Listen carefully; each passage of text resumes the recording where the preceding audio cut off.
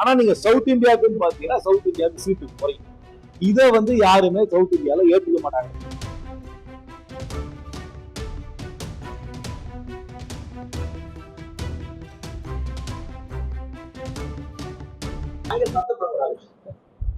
நாங்க வருத்தப்படுறோமோ வருத்தப்படாம இருக்கிறோமோ அதை பத்தி திராவிட முன்னேற்றங்களை கவலைப்பட வேண்டாம். நாங்க கவலைப்படுறதெல்லாம் தமிழ்நாட்டுக்கு பிரதிநிதித்துவம் குறையக்கூடாது. அதற்காக முதலமைச்சர் வந்து ஒரு கலந்த ஆலோசனை கூட்டம் எல்லா பாராளுமன்றங்களையும் அழைத்து நேற்று நடத்தினாரு. அது ஒரு 20-21 பாராளுமன்ற உறுப்பினர்கள் வந்தோம். 30-35 பாராளுமன்றங்களும் வரல. வராதவங்க ஏன் வரலன்னு அவங்க தான் விளக்க வேண்டும். நாங்க போனவங்ககிட்ட ஒரு ஃப்ரீ அண்ட் ஃப்ராங்க் டிஸ்கஷன் நேற்று முதலமைச்சர், தலைமை செயலாளர், அப்புறம் முதலமைச்சரோட 3 அமைச்சர்களோட நேற்று நடந்தது. அது நாங்க எங்களுடைய கருத்தை பரிமாறிக்கிட்டோம். அரசாங்கமும் அவரோட அதை கருத்தை சொன்னாங்க. நான் தெளிவா சொல்றேன், ஒன்று தெரிஞ்சுங்க, இந்த விஷயம் வந்து ஒரு லைட்டா எடுக்கக்கூடிய விஷயம் கிடையாது. இன்னைக்கு இந்தியாவில் 543 பாராளுமன்ற உறுப்பினர்கள் லோக்சபாவில் இருக்கிறாங்க.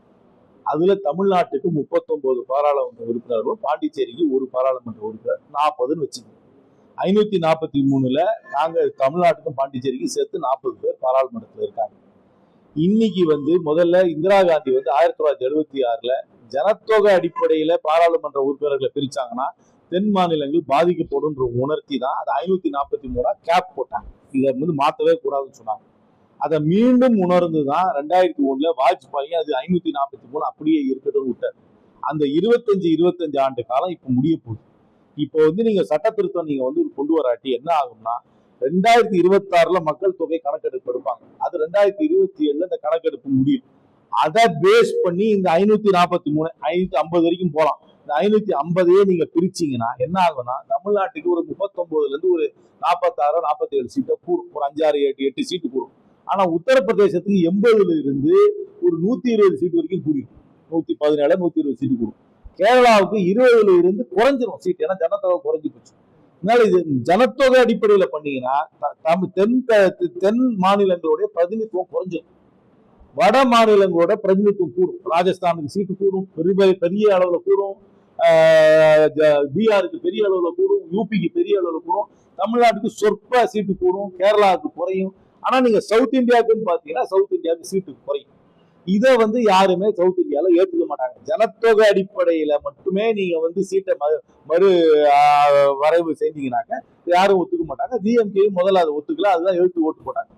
அதனால பிஜேபி இப்ப என்னன்னா ஒரு ஆசை காட்டுறாங்க. டிஎம்கேக்கும் டிடிபி என்ன சொல்றாங்க, நாங்க ஜனத்தொகை அடிப்படையில பண்ண மாட்டோம், எல்லாருக்கும் 50% யூனிஃபார்மா கூட்டிடுறோம், அப்போ உங்க பெர்சன்டேஜ் மாறாது.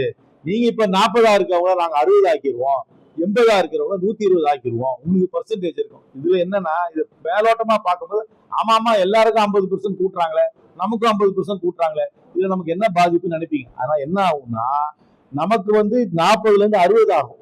ஆனா உத்தரப்பிரதேசத்துக்கு 80ல இருந்து 120 ஆகும். நமக்கும் உத்தரப்பிரதேசத்துக்கும் இப்ப வித்தியாசம் வந்து 40 சீட்டு தான் வித்தியாசம். ஆனா அந்த புது தேதிப்படி பார்த்தா நமக்கும் உத்தரப்பிரதேசத்துக்கு 60 சீட்டு வித்தியாசம் ஆயிடும். ஏற்கனவே 543 பேர் பாராளுமன்றத்துல பேசுறதுக்கு நேரம் கிடைக்கிறது இல்லை. என்னைக்கா ஒரு நாள் தான் எல்லாரும் பேச முடியுது. ஏதோ என்ன மாதிரி இருக்கவன் அடிச்சு பிடிச்சி அப்படியே பேசிடுறேன். 3/4 பேருக்கு பேசுறதுக்கு நேரம் கிடைக்கல. இதுவே 815-850 பேர் பாராளுமன்றத்துல இருந்தாங்கன்னா யாருக்கு என்ன பேசுறது கிடைக்கும்? பாராளுமன்ற உறுப்பினர்களை நீங்க கூட்டுறதுனாலேயே ஜனநாயகம் வளருதுன்னு நினைச்சீங்கன்னா கிடையாது. பாராளுமன்றத்தோட வேலை விவாதம் பண்றது, கொள்கையை பத்தி பேசுறது, மசோதா பத்தி பேசுறது, சட்டத்தை பத்தி பேசுறது, அவருடைய பாதகங்கள் சாதகங்களை பத்தி பேசுறது. அதற்காக அமைக்கப்பட்ட அந்த அமைப்புக்கு வந்து வேல்யூவே இல்லாம போயிடும். 800 பேர் கூடுவாங்க, கை தட்டி கலைஞ்சிருவாங்க ஒழிய அந்த சபை வந்து ஒரு ஃபங்க்ஷனிங் சபையா, ஒரு பயனுள்ள சபையா இருக்காது. ரெண்டாவது, இந்த 50% கூட்டுறது மேலோட்டமா பார்க்கும்போது நல்லா இருந்தாலும் நமக்கும் அவங்களுக்கும் இருக்கிற வித்தியாசம், ஆக்சுவல் நம்பர் வந்து கூட்டிகிட்டே போகும். கிரிக்கெட்ல ஒரு மேட்ச்ல நான் 10 ரன் அடிக்கிறேன், நீங்க 20 ரன் அடிக்கிறீங்க. நான் இந்த மேட்ச் வந்து உங்ககிட்ட 10 ரன்ல தோத்து போயிட்டேன். அடுத்த மேட்ச்ல நீங்க சொல்லலாம் உனக்கும் 50% ரன் கூட்டுறேன், அவருக்கும் 50% ரன் கூட்டுறேன். அப்ப என்ன ஆகும்? என்னோட 10 ரன் வந்து 15 ரன் ஆயிடும், உங்க 20 ரன் 30 ரன் ஆயிடும். ஆனா நான் உங்ககிட்ட எத்தனை ரன்ல தோத்து போறேன்? 15 ரன்ல தோத்து போறேன்.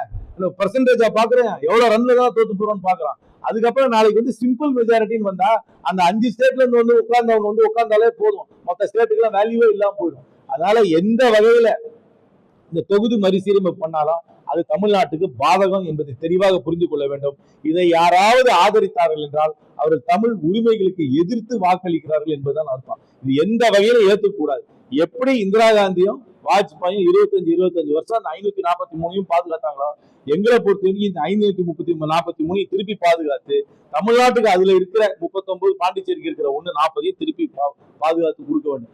இதுதான் தமிழர்களோட உரிமையை பாதுகாக்கும். ஜனத்தொகை அடிப்படையில போனீங்கன்னாலும் பாதகம். 50% ஈக்குவலா கூட்டி அதை கொண்டு போய் பெரிய பாராளுமன்றத்தை உருவாக்கினாலும் தமிழ்நாட்டுக்கு பாதகம். ரெண்டையுமே ஏத்துக்க கூடாது. இன்னைக்கு இருக்கிற பாராளுமன்றம் 43 தான் இருக்கணும், அதோட 39 இருக்கணும். அரசாங்கம் சொன்ன குடும்ப கட்டுப்பாடை செய்து ஜனத்தொகையை குறைத்த மாநிலங்களை நீங்கள் வஞ்சிக்க கூடாது.